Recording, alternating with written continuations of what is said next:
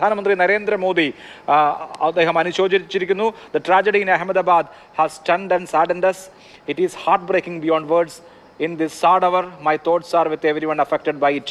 Have been in touch with ministers and authorities who are working to assist those affected. പ്രധാനമന്ത്രി നരേന്ദ്രമോദി അദ്ദേഹത്തിന്റെ ദുഃഖം രേഖപ്പെടുത്തിയിരിക്കുന്നു. ഈ ഏറ്റവും ദുഷ്കരമായ സമയത്ത് ഒപ്പമുണ്ട് എന്ന് ഈ ദുരന്തത്തിനിരയായ ആളുകളുടെ ബന്ധുക്കളോട് പറയുന്നു. ഒപ്പം അമിത്ഷാ കേന്ദ്ര ആഭ്യന്തരമന്ത്രിയും അദ്ദേഹത്തിന്റെ കുറിപ്പ് അദ്ദേഹത്തിന് അനുശോചനം പുറപ്പെടുവിക്കുന്നു. Pain beyond words by the tragic plane crash in Ahmedabad. Disaster response forces have been quickly rushed to the crash site. Spoke with Gujarat Chief Minister Shri Bhupendra Bhai Patel, Home Minister Shri Harsh Sanghvi and Commissioner of Police Ahmedabad to assess the situation എന്നുള്ളതാണ് അമിത്ഷായുടെ tweet. ഒപ്പം care Starmer British പ്രധാനമന്ത്രി അദ്ദേഹത്തിന്റെ സാമൂഹ്യ മാധ്യമത്തിൽ കുറിച്ചിരിക്കുന്നു. Care Starmer പറയുന്നു, the scenes emerging of a London-bound plane carrying many British nationals crashing in Indian city of Ahmedabad are devastating. I am being kept updated as the situation develops and my thoughts are with the passengers and their families at this deeply distressing time. ഇപ്പോൾ British പ്രധാനമന്ത്രി, Indian ആഭ്യന്തരമന്ത്രി തുടങ്ങിയ ആളുകൾ ഈ വലിയ ദുരന്തത്തിൽ അവരുടെ അനുശോചനം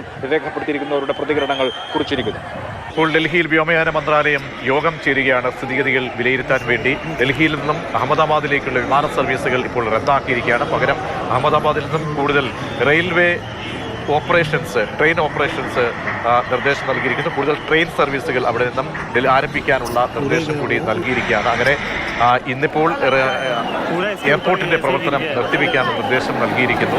കൂടുതൽ സേനാ വിഭാഗങ്ങളെ സംഭവസ്ഥലത്തേക്ക് CSFന്റെ നേതൃത്വത്തിലാണ് ഇപ്പോൾ അവിടെ രക്ഷാപ്രവർത്തനങ്ങളൊക്കെ പുരോഗമനം. കൂടുതൽ സേനാ വിഭാഗങ്ങളെ സംഭവസ്ഥലത്തേക്ക് അയക്കാനുള്ള നിർദ്ദേശം ഗുജറാത്ത് സർക്കാരും നൽകിയിരിക്കുന്നു. അല്പസമയത്തിനകം തന്നെ അവിടേക്ക് സംഭവസ്ഥലത്തേക്ക് വ്യോമയാന മന്ത്രി എത്തിച്ചേരും. അങ്ങനെ സ്ഥിതിഗതികൾ വിലയിരുത്താൻ വേണ്ടിയുള്ള പ്രധാനപ്പെട്ട നിർണായക യോഗങ്ങളാണ് ഇപ്പോൾ നടക്കുന്നത്. മരണസംഖ്യ 110 എന്ന സംഖ്യയിലേക്ക് എത്തുമ്പോൾ അത് ഉയരാനുള്ള സാധ്യത കൂടിയുണ്ട്. സിവിൽ ആശുപത്രിയിലേക്ക് എത്തിച്ചിരിക്കുന്ന മുഴുവൻ ആളുകളുടെയും ആരോഗ്യനില വളരെ മോശമായ അവസ്ഥയിലേക്കാണ് എന്നുള്ളതാണ് ഏറ്റവും ഖേദകരം. ഇപ്പോൾ നേരത്തെ BJ ഹോസ്പിറ്റലിൻ്റെ ആശുപത്രിയുടെ ഹോസ്റ്റൽ മെസ്സിലേക്കാണ് ഈ വിമാനം തകർന്നു വീണതിൻ്റെ ദൃശ്യങ്ങൾ ഒരു സൈഡിൽ നമ്മൾ കാണുന്നുണ്ട്. അപ്പോൾ അത് അങ്ങേയറ്റം ഭയാനകമാണ്.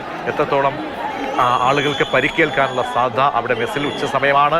ആ ഉച്ചസമയത്തേക്ക് അവിടേക്ക് എത്രത്തോളം വിദ്യാർത്ഥികൾ അവിടേക്ക് ആഹാരം കഴിക്കാനൊക്കെ എത്തുന്ന വിദ്യാർത്ഥികൾ, അവരിൽ കൂടുതൽ പേർക്കും നല്ല രീതിയിൽ പരിക്കേൽക്കാനുള്ള സാധ്യത കാണുന്നുണ്ട് എന്നാണ് അവിടെ നിന്നുള്ള ആളുകൾ, അവിടെ നിന്നുള്ള മാതാപിതാക്കളുടെയൊക്കെ തന്നെ പ്രതികരണം നമുക്ക് ആശങ്ക ഉണർത്തുന്നതായി വരികയാണ്.